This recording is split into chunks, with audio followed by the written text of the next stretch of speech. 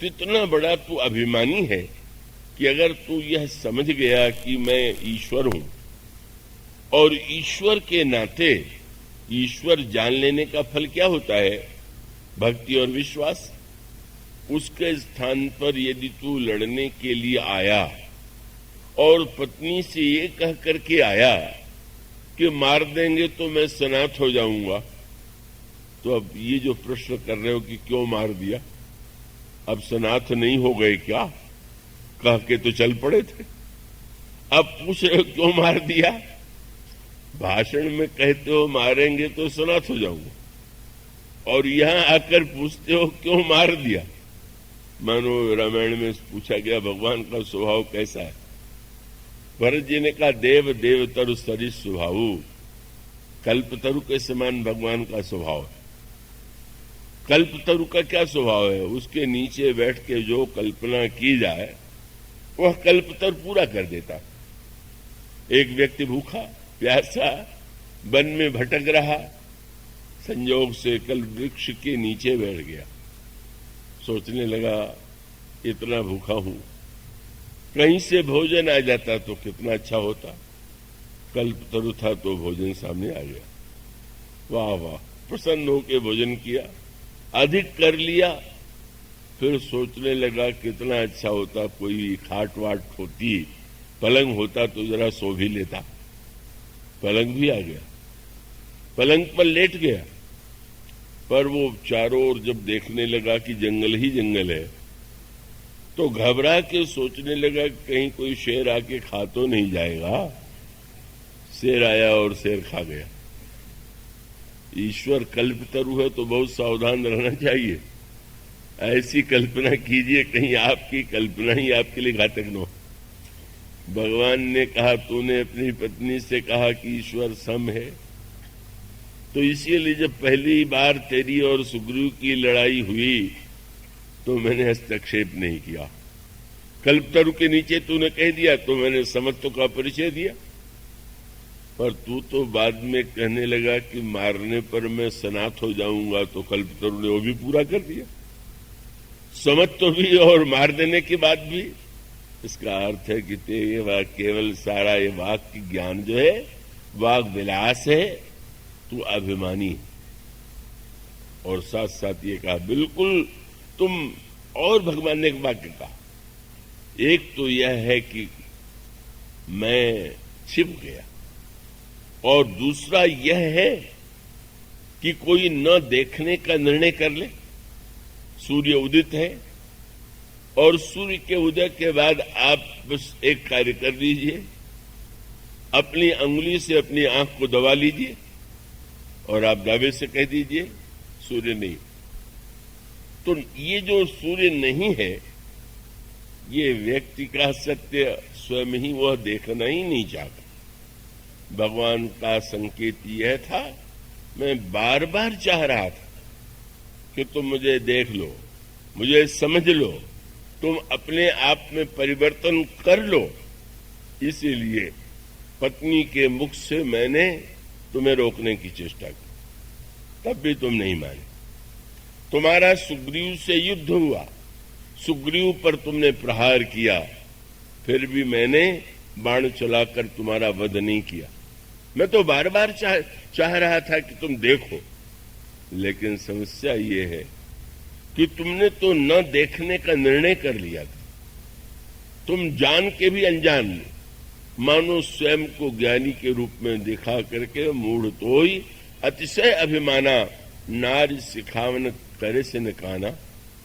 जब मैंने सुग्रीव पर प्रहार होने के बाद भी तुझ पर बाण का प्रहार नहीं किया तो तू लौट जाता, पर तेरा गर्व इतना बढ़ गया कि बड़ा आया था, उनका बल लेकर के देख लें उनके बल से क्या होता। और आपने कहा मम भुज बल आश्रित तेहि जानी, मारा चहसी अधम अभिमानी।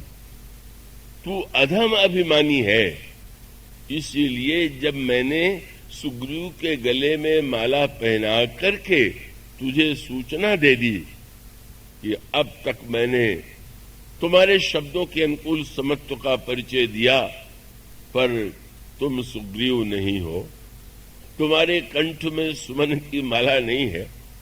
सुग्रीव का अर्थ है जिसकी गर्दन सुंदर हो। सुंदर गर्दन किसकी? जिसके गले में भगवान स्वयं अपनी कृपा प्रसादी दे दे। जो शरणागत है वही उसका ही कंठ जो है सुंदर है। भगवान ने यही कहा,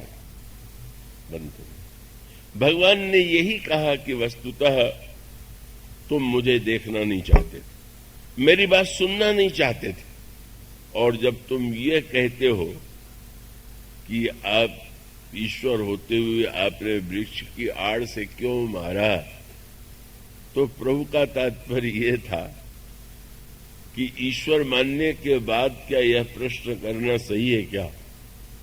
ईश्वर नहीं मानते हो तो ठीक, पर तुम यदि ये मानते हो कि मैं ईश्वर हूं तो तुम्हें पूछना ही नहीं चाहिए कि वृक्ष की आड़ से मैंने क्यों मारा। क्यों? भगवान ने कहा सारे संसार को मैं आड़ से मारता हूं, सामने आके कहां मारता हूं?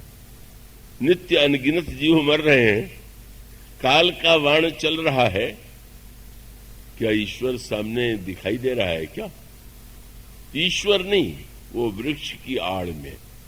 और यह वृक्ष क्या है? मैंने पत्रिका में उसका उत्तर देते हुए गोस्वामी जी कहते हैं, संसार कांतार अति घोर गंभीर वन।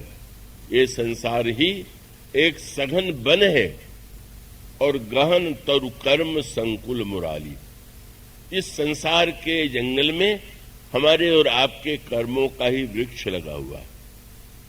ईश्वर सामने नहीं आता, मानो कर्म सामने है, चाहे वो पूर्व जन्म का कर्म हो, चाहे इस जन्म का कर्म हो, और काल के माध्यम से वाण आ रहा है, काल के द्वारा संहार हो रहा है।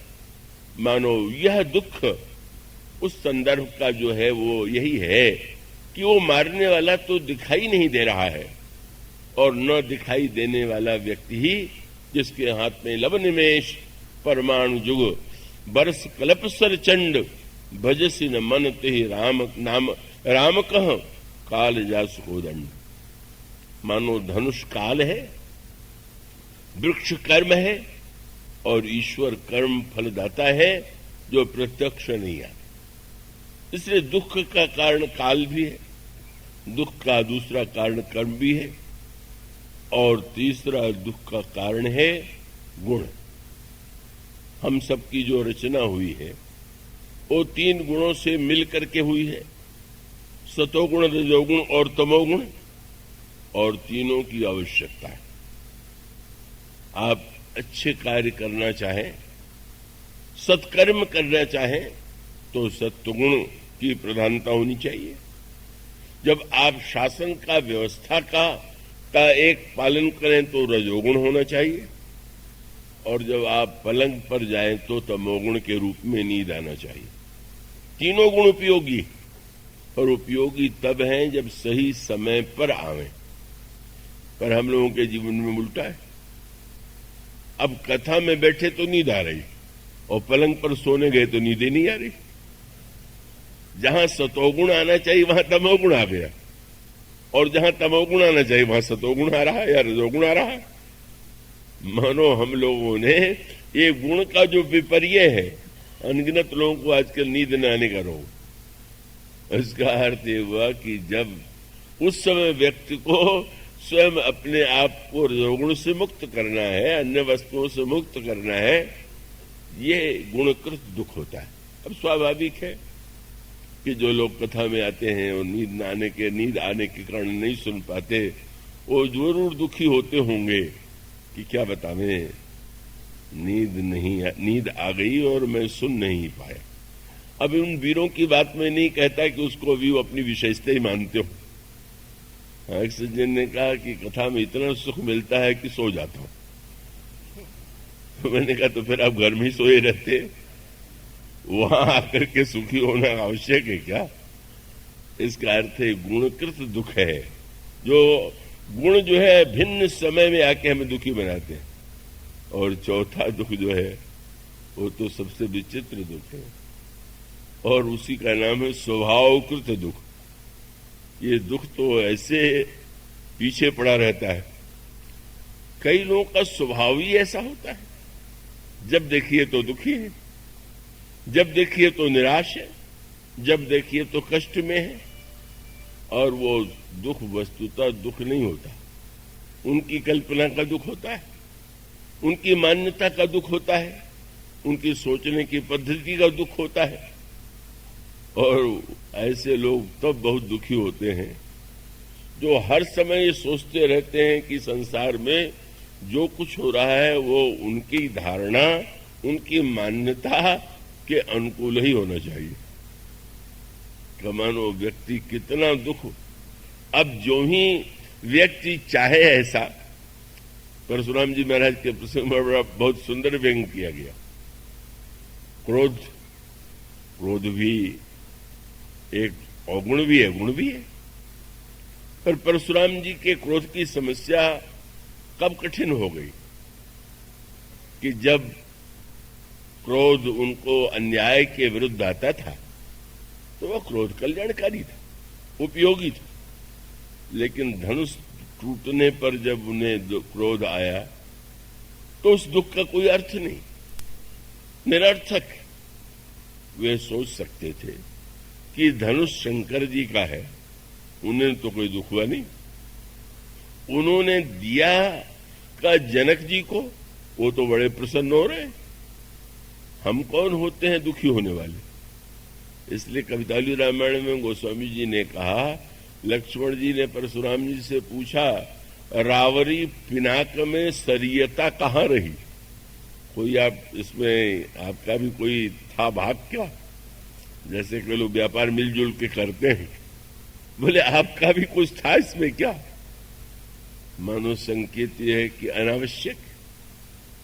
इसीलिए लक्ष्मण जी ने कहा कि महाराज अब बात कितनी सही उन्होंने कही, पर क्रोध आ गया।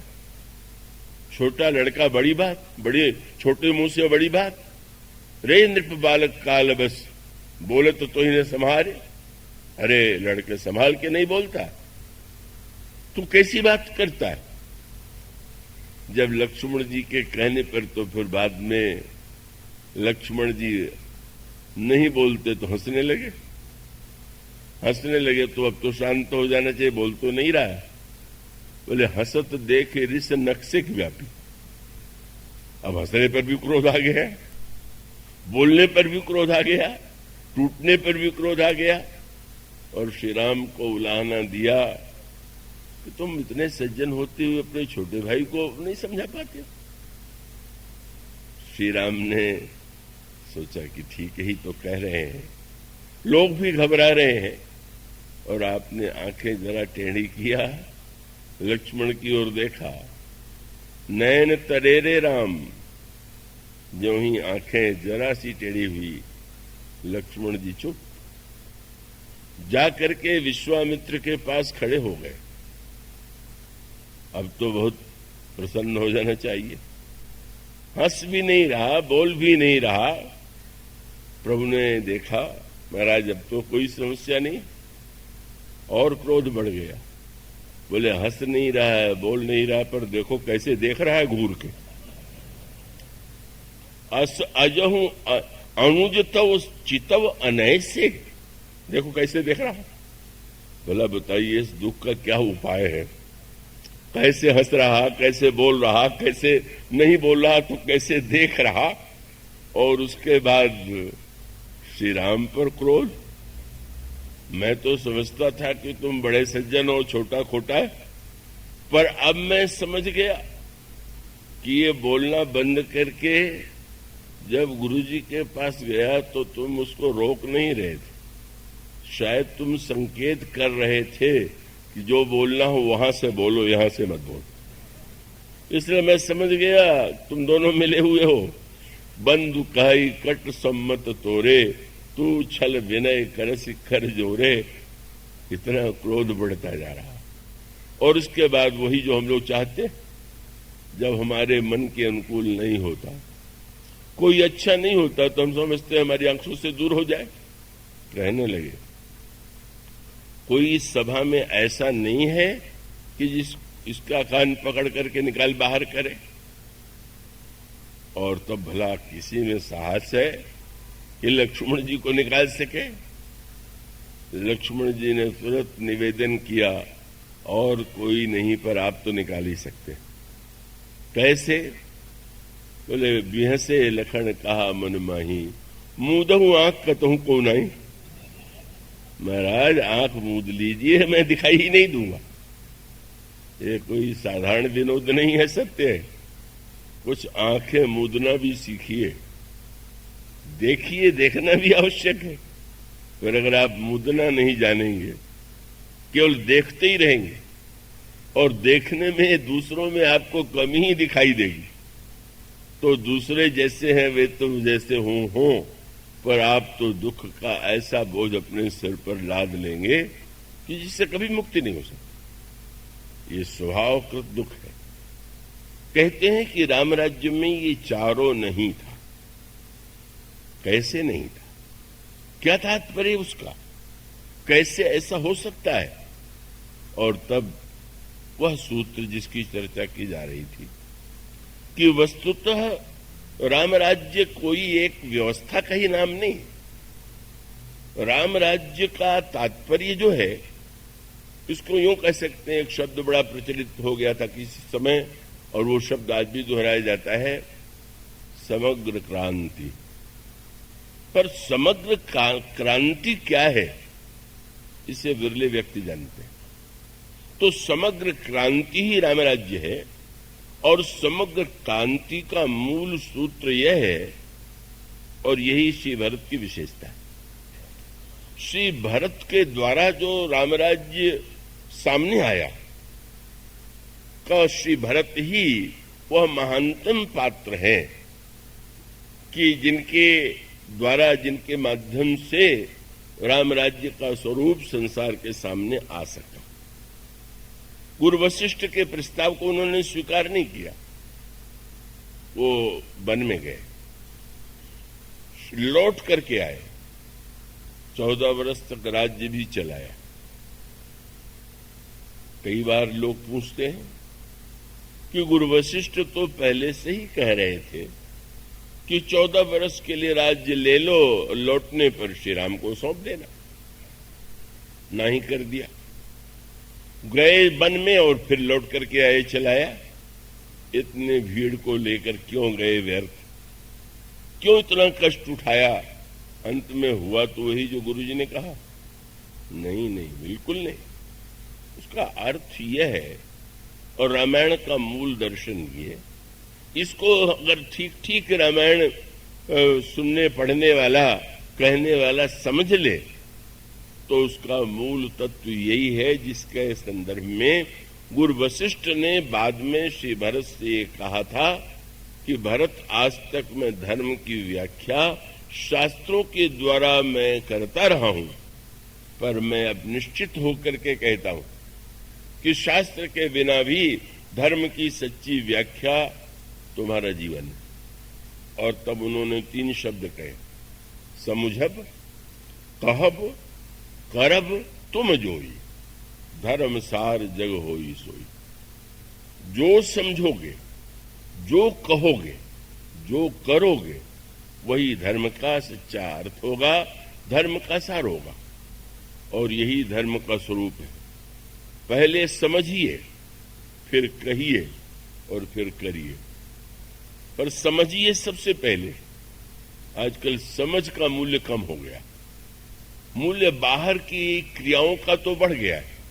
ऐसा करे तो धर्म है, ऐसी व्यवस्था करे तो धर्म है। उन्होंने समझते हैं विचार नहीं, विचार शून्य व्यक्ति जो है, वो जो कुछ करता है वो बिल्कुल अल्पकालिक होता है, क्षणिक होता है।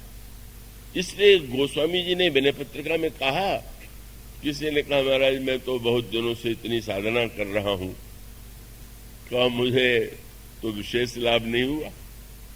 आपने राम नाम की इतनी महिमा बता दी, रामायण की इतनी महिमा बता दी, पर राम नाम का जप करने के बाद भी लाभ नहीं हो रहा। ये गाथा तो आपने सुनी होगी, किसी व्यक्ति को रात्रि में यात्रा करने की बात ध्यान में आई। दिन में धूप है, नदी के किनारे वो स्थान था जहां जाना था, और उसने निर्णय किया आनंद से रात्रि को नाव चलाते हुए पहुंच जाएंगे। आनंद से उसने भोजन किया, थोड़ी भांग वांग लेकर के और स्फूर्ति के लिए बैठ गया, नाव चलाने लगा। चला रहा है, चलाता जा रहा है। जब कुछ कुछ उजेला हुआ तो आश्चर्य से उसने देखा कि अरे, मैं तो अपने गांव के किनारे पर खड़ा हूं, उसी नाव पर। क्या हो गया, इतना परिश्रम से मैंने नाव चलाया, पर नाव तो जहां की तहां है। किसी ने कहा जरा देख लो, लंगर तो ज्यों का त्यों पड़ा हुआ है। लंगर उठाया नहीं तो तुम रोज नाव खेते रहो तो भी वहीं रहोगे। उसका अर्थ ये है, लंगर तो उठाइए पहले। क्रिया के द्वारा आप धर्म की जो बातें कर रहे हैं, आप करते हुए भी वहीं रहेंगे जहां हैं, जिस रूप में हैं, और ये दिखाई देता है। का इसका अर्थ, उसको दूसरे अर्थों में मैंने पत्रिका में गोस्वामी जी ने दृष्टांत तो दिया। किसी ने देखा कि आकाश में चंद्रमा है और वो घी के कड़ाह में उस चंद्रमा की जब का प्रतिबिंब पड़ा तो उसको लगा कि ये तो बहुत अच्छा है। चंद्रमा में अमृत सुनते हैं कि होता है, और कड़ाही में तो ये घी में चंद्रमा आई गया है, क्यों न इसी को पका करके हम ले लें तो अमर हो जाएंगे। गोस्वामी जी कहते हैं, अगर वह व्यक्ति उस कड़ाह के नीचे न जाने संसार की कितनी लकड़ी जला डाले, लेकिन क्या कभी चंद्रमा उस अग्नि में, क्या चंद्रमा कभी उस घृत में प्रतिबिंबित होकर के अमृत दे सकता है? गोस्वामी जी मैंने पत्रिका में कहते हैं, घृत पूर्ण कराह अंतर्गत ससी प्रतिबिंब लखावे, ईंधन अनल लगाई कल्प सत औट तो नाश न पावे। और तब उन्होंने कहा, पहले जीवन में विचार लाइए, साधन करिए विचारहीन मन, शुद्ध हो ही नहीं तैसे। आप कुछ भी कीजिए पर विचार शून्य न हो जाइए, विचार कीजिए। रामायण में जब यह कहते हैं श्री भरत, गुरु वशिष्ठ ने ही कह दिया कि विचार छोड़ के मानना चाहिए। गुरु वशिष्ठ की बात को दोहरा दिया श्री भरत ने कि हाँ, बिना विचारे मान लेना चाहिए।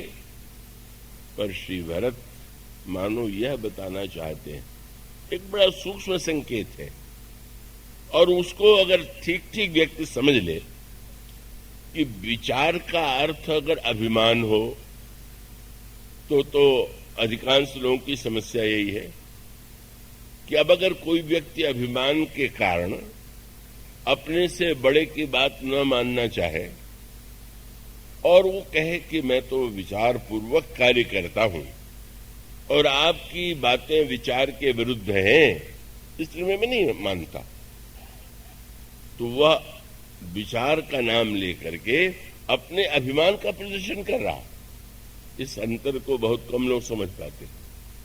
विचार के पहले कुछ चाहिए और वो नहीं है, और आप विचार करने बैठ गए तो आप क्या विचार करेंगे, और आप उसको बहुत विस्तार से नहीं ले सकते। ज्ञान दीपक प्रसंग में विचार करने से पहले कैसी तैयारी करनी है, इसका बड़ा विस्तार से वर्णन किया गया। इसका अर्थ है कि विचार के लिए मनुष्य के अंतःकरण में वह विचार होना चाहिए, और विचार के नाम पर अभिमान को आप विचार कह दें, और विचार करके, विचार तो रावण भी करता है। रावण हृदय विचारा, बानिश्चर संहार, मैं अकेल कपि भावलु बहु, माया करऊं अपार। विचार के त्याग का अर्थ है अभिमान के द्वारा जो विचार की घोषणा की जाती है। जब भगवान शंकर ने देखा कि सती परीक्षा लेने जा रही हैं भगवान राम की, तो भगवान शंकर ने कहा, पार्वती ये मत भूल जाना, क्या जैसे मिटे मोह भ्रम भारी, करे उस जतन विवेक विचारी। तुम विवेक से विचार करके यह ध्यान रखना कि तुम्हारा भ्रम जैसे दूर हो जाए, मोह जैसे दूर हो जाए। उद्देश्य को मत भूलना। मानो सूत्र यही था, तुम जा रही हो पर विचार मत छोड़ना। और गोस्वामी जी ने लिखा, उन्होंने विचार किया और बहुत किया। पुनि पुनि हृदय विचार करी, बड़ी आज्ञाकारी। शंकर जी ने कहा विचार करना, उन्होंने विचार किया और विचार के बाद निष्कर्ष क्या निकला? धरि सीता कर रूप, आगे होई चली पंथ तेही, जेहि आवत सुरभूप। विचार करके पतिदेव ने कहा विचार करना, विचार करना। तो विचार करके निष्कर्ष से निकाला कि मैं सीता जी का वेश बना लूं और उसके बाद राम के सामने जाऊं। अगर ईश्वर होंगे तो मुझे पहचान लेंगे, ईश्वर नहीं होंगे तो नहीं पहचान पाएंगे। कितना भ्रम था। ईश्वर को पाने का उपाय क्या है? उनके पास जाने का उपाय क्या है? ईश्वर ने एक शर्त पहले ही लगा दिया, निर्मल मन जन सो मोहि पावा, मोहि कपट छल छिद्र न भावा।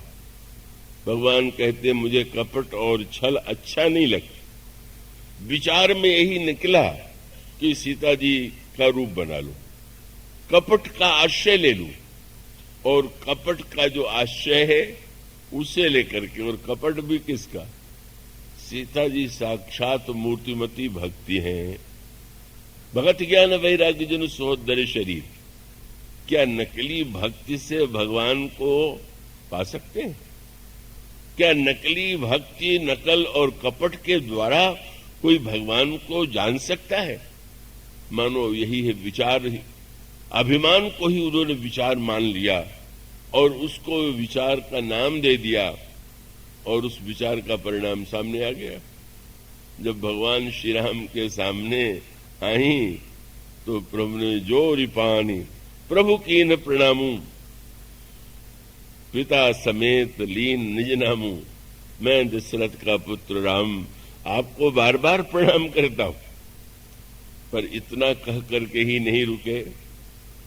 कहे वो बहोरी, कहां वृषकेतु? शंकर जी कहां हैं?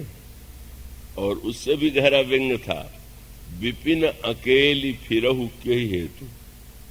ये जंगल में आप अकेले, सब उल्टा हो गया। भक्ति के लिए विश्वास चाहिए, बिन विश्वास भक्ति नहीं। शंकर जी मूर्तिमान विश्वास है।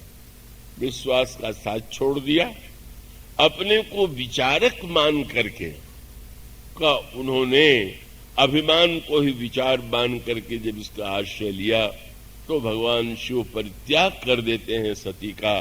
इसका तात्विक अभिप्राय यह है कि वस्तुतः श्री भरत यह बताना चाहते हैं कि विचार जो है उसका त्याग कब करना चाहिए।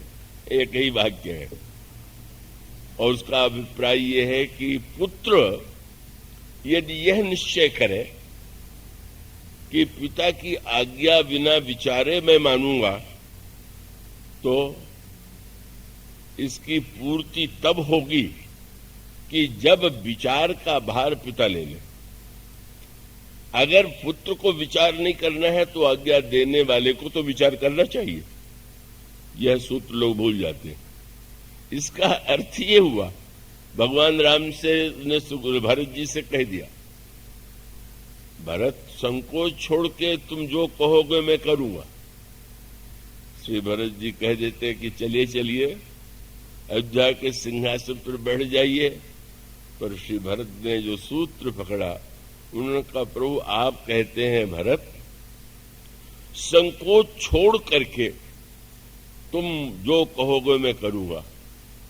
पर प्रभु मैं जब संकोच छोड़ दूंगा तो कहीं तो जाएगा और वो आपके पास ही तो जाएगा। और इसका अर्थ है कि मैं निसंकोच होकर के आपको संकोच में डाल करके अपने अभिमान की पूर्ति कराऊं, ये तो सेवा धर्म नहीं। जो सेवक साहिब ही सकोची, निज हित चहई तासुमति पूछी।